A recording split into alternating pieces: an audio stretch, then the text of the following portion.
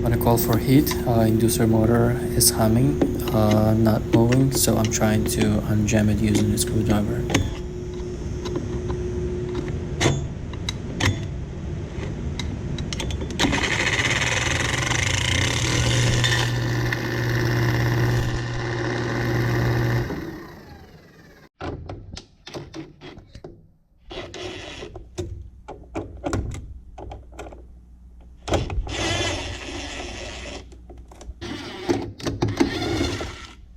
After I got it to run, it started making an unusual sound, so I wanted to take the motor out and see if nothing is blocking the wheel from the inside.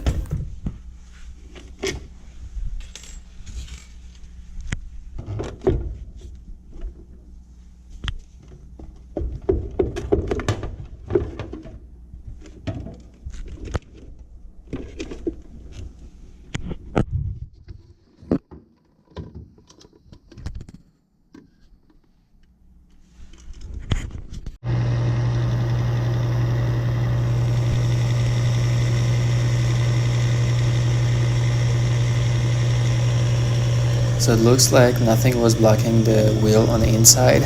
I put the motor back and restarted the unit. It was still making a rattling sound. Probably the wheel inside is unbalanced, but I wanted to see if the furnace ignites, and unfortunately it didn't.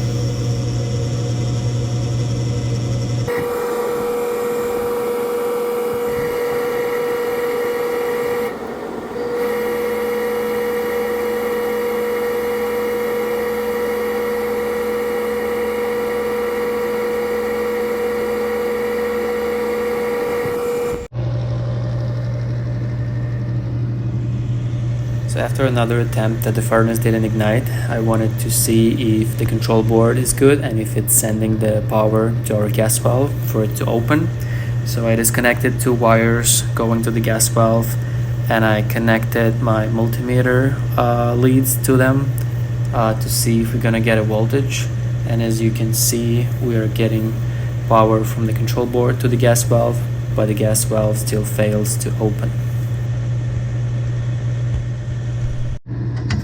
So in the past, when I had issues with gas valve not opening, most likely something's wrong with the solenoid inside, and I used to hit it a few times with a screwdriver and it helped, so it did in this case too. I also flipped the on-off switch on it multiple times, and that seemed to work and get the unit started.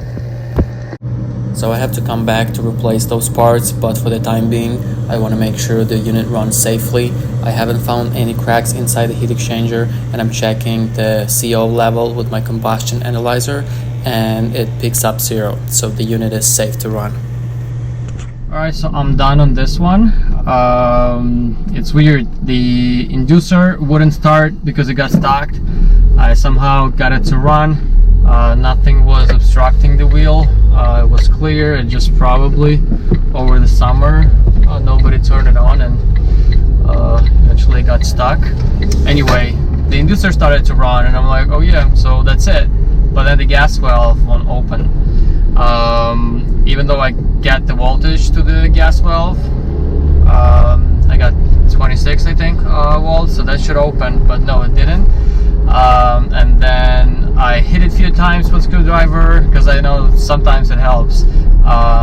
I switched the switch on the gas valve from off to on multiple times, and that seemed to work. The gas valve now responds, but I told the guy you need to replace both of these parts because the inducer makes really loud noise right now.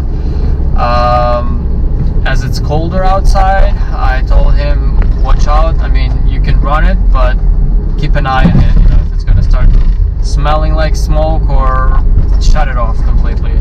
I'm coming back to him to the maintenance in 2 days, so I'll try to get the parts and install new parts. But this furnace is old. It's from, I think, 2001.